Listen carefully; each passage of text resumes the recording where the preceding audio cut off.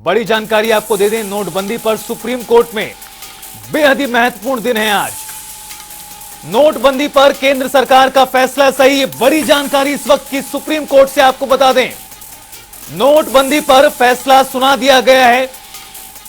हाल के दिनों में फैसला सुरक्षित रखा गया था और आज तारीख मुकर्रर की गई थी फैसला सुनाने की, और बड़ी राहत मिली है केंद्र सरकार को सुप्रीम कोर्ट की ओर से। नोटबंदी पर सुप्रीम कोर्ट का फैसला आ चुका है, सरकार का फैसला सही है, सुप्रीम कोर्ट ने कहा है। नोटबंदी पर यह सुप्रीम फैसला आपको बता रहे हैं। इस वक्त की सबसे बड़ी खबर, सुप्रीम कोर्ट की ओर से यह बड़ा फैसला आया है। भारत सरकार को बड़ी राहत मिली है सुप्रीम कोर्ट से। दरअसल 50 से ज्यादा याचिकाएं दाखिल की गई थी नोटबंदी के खिलाफ, और इस मामले पर सुनवाई भी हुई थी। तमाम पक्षों की ओर से अपने अपने पक्ष भी रखे गए थे।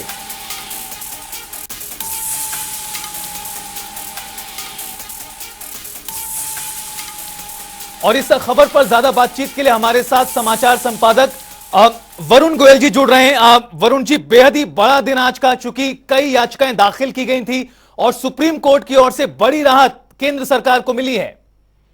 जी बिल्कुल, सुप्रीम कोर्ट की ओर से बड़ी राहत है, क्योंकि जो संविधान पीठ थी उसने ये फैसला सुनाया है और कहा है कि नोटबंदी का फैसला सही था, या इसे दूसरे शब्दों में कहें तो कोर्ट ने एक तरह से सरकार को राहत देते हुए कहा है कि जो निर्णय की प्रक्रिया थी वो गलत नहीं थी। दरअसल याचिका यही दाखिल हुई थी कि ये इसमें सही प्रक्रिया का पालन नहीं किया गया है, लेकिन कोर्ट ने अपने फैसले में कहा है कि जो नोटिफिकेशन 8 नवंबर 2016 का है, उस नोटिफिकेशन में कोई त्रुटि नहीं थी, कोई गलती नहीं थी।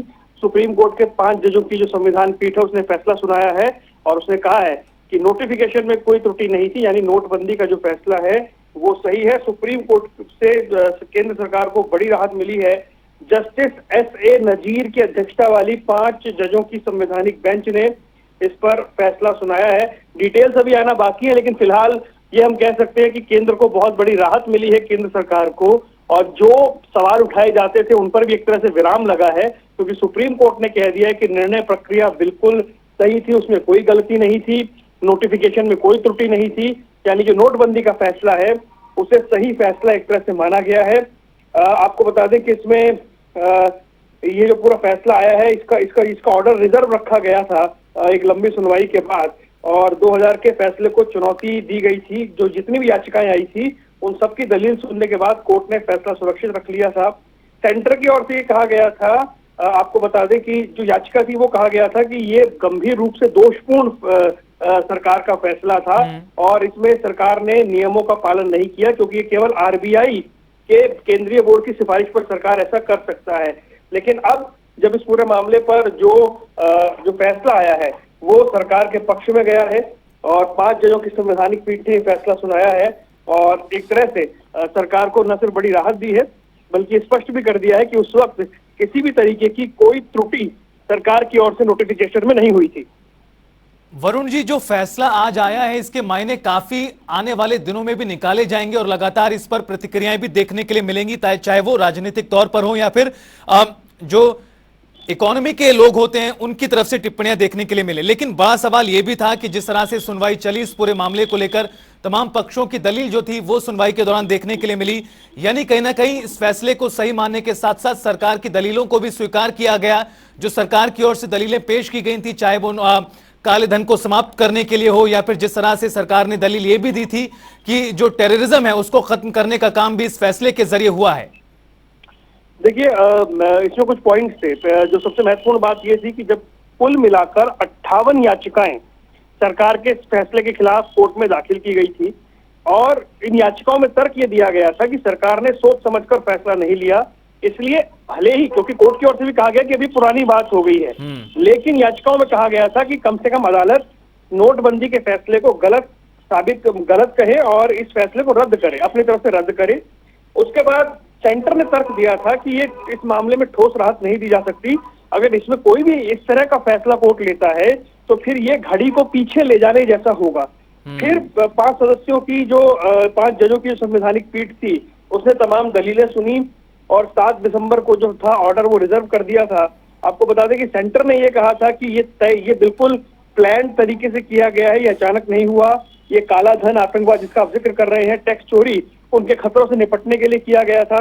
लेकिन जो याचिकाएं दाखिल की गई थी, खासकर से पी चिदम्बरम की जो याचिका थी, उसमें कहा गया था कि जो उन्होंने कोर्ट में कहा था कि सरकार ने वैकल्पिक जो तरीके थे उनको तलाश नहीं किया और सरकार ने आरबीआई के जो नॉर्म्स होते हैं उनको फॉलो नहीं किया। तो तमाम चीजें थी जो कोर्ट में रही। लेकिन अब क्योंकि कोर्ट के अब ये जो बात है, ये एक बड़ा राहत की बात है, क्योंकि विपक्ष हमेशा ये कहता रहा कि नोटबंदी सरकार की नाकामी रही है और कोर्ट ने ये कह दिया है कि इसके इम्प्लीमेंटेशन में, नोटिफिकेशन में, इसमें कहीं कोई त्रुटि, कहीं कोई गलती नहीं है। तो सेंटर को एक बड़ी राहत है। लेकिन क्या वरुण गोयल जी, आपको लगता है जिस तरह से कांग्रेस पार्टी, राहुल गांधी लगातार अभी भी भारत जोड़ो यात्रा के दौरान भी नोटबंदी का जिक्र करते हैं, सरकार पर सवाल उठाते हैं, क्या आपको लगता है कि अब इस फैसले के बाद उन पर विराम लगेगा? देखिए, हो सकता है कि जो विपक्ष है, खासकर कांग्रेस है, वो ये जरूर कहे कि इस फैसले से देश की अर्थव्यवस्था को नुकसान पहुंचा, देश को नुकसान हुआ, जो अप्रत्यक्ष जो रोजगार थे उनको धक्का पहुंचा और दुष्परिणाम की बातें कर सकता है। लेकिन केंद्र जो है या फिर बीजेपी हमेशा कहती है कि 2016 की नोटबंदी के नतीजे, 2017 के यूपी चुनाव और 2019 के लोकसभा चुनाव में विपक्ष को जवाब मिल गया है। जनता को अगर ये फैसला पसंद नहीं होता तो उसके बाद जितने चुनाव हुए उसमें बीजेपी, और खासकर लोकसभा के चुनाव में बीजेपी ऐसा परफॉर्मेंस नहीं दे पाती, यानी बीजेपी चुनाव नतीजों के आधार पर इसको जोड़ती रही है। लेकिन जब कोर्ट ने इसे सही साबित कर दिया है तो ये बात साफ है कि कम से कम बीजेपी अब हमलावर रहेगी और वो ये कहेगी कि ये एकदम सही फैसला था, और विपक्ष का जो आरोप है वो भी थोड़े कुंद पड़ जाएंगे, उनकी धार ठंडी हो जाएगी, ये तो तय है। लेकिन इसमें हमें देखना यह भी होगा वरुण गोयल जी, विस्तार से जो फैसला आता है उसमें क्या कुछ टिप्पणी की जाती है, क्योंकि अक्सर देखने के लिए यह मिलता है कि जो फैसले आते हैं उसमें टिप्पणियां कुछ इस प्रकार की होती हैं जिसे दोनों ही पक्ष अपने अपने अनुसार लेते हैं। देखिए, इसमें एक बड़ी जो बात थी, जब इस मामले की सुनवाई कोर्ट में हो रही थी तो कोर्ट ने कहा था कि अगर ये मुद्दा एकेडमिक है तो अदालत का समय बर्बाद करने का कोई मतलब नहीं है और इतने समय बीतने के बाद क्या इस मुद्दे को उठाना चाहिए। तब याचिकाकर्ताओं ने ये कहा था कि कानून का इस मामले में किस तरह इस्तेमाल किया जा सकता है, जिस तरीके से आरबीआई का बोर्ड है और उसकी अधिसूचना है, वो सारी चीजें हैं, उनको उन्होंने विषय बनाया था। खुद कोर्ट ने कहा था कि मामला पुरानी बात हो गई है, लेकिन जो दलीलें रखी गई, जो तमाम चीजें थी, जिन्होंने याचिका दाखिल की थी वो चाहते थे कि कम से कम कोर्ट ये कहे कि वो फैसला जल्दबाजी में लिया गया या वो जो फैसला था वो गलत था। और कुल मिलाकर के बात यह है कि उसका इम्प्लीमेंटेशन या जो नोटिफिकेशन, जो तमाम चीजें हैं, अगर उसे कोर्ट सही ठहरा रहा है तो अब ये समझना होगा कि केंद्र के पास ये कहने को है कि उसने जो फैसला लिया सोच समझ कर लिया, सही दिशा में उठाया हुआ उसका कदम था। वहीं दूसरी ओर विपक्ष की इस पर क्या कुछ प्रतिक्रिया आती है, ये देखने वाली बात होगी। निश्चित तौर पर बहुत बहुत शुक्रिया आपका तमाम जानकारी और बातचीत के लिए। तो आपको बता दें कि बड़ा फैसला सुप्रीम कोर्ट की ओर से आया है। दरअसल अब भारतीय जनता पार्टी की बात करें या सरकार की बात करें, सरकार को भी एक बड़ा पॉइंट इस फैसले के आधार पर मिला है। जो विपक्ष के नेता सवाल उठाते थे नोटबंदी के फैसले को लेकर, गलत तरीके से लागू करने को लेकर, उन्हें कहीं ना कहीं अब बीजेपी को यह मौका मिला है इस फैसले के आधार पर पलटवार करने का और पुरजोर तरीके से पलटवार करने का। चूंकि लगातार कांग्रेस की बात करें या फिर अन्य विपक्षी दलों की बात करें, नोटबंदी का जब सवाल आया था सरकार पर प्रश्न चिन्ह खड़े किए गए थे विपक्षी नेताओं की ओर से। लेकिन ये जो फैसला आया है बेहद ही महत्वपूर्ण है, जिसके आने वाले दिनों में भी अलग अलग तरीके से मायने निकाले जाएंगे। सुप्रीम कोर्ट ने सरकार को क्लीन चिट दे दिया है इस पूरे मामले में। नोटबंदी की प्रक्रिया में कोई गड़बड़ी नहीं हुई है और यही सवाल दरअसल इन याचिकाओं में भी उठाया गया था कि नोटबंदी का फैसला जल्दबाजी में लागू किया गया, नियमों को ताक पर रखकर लागू किया गया। इस वजह से आम जनता को परेशानी का सामना करना पड़ा।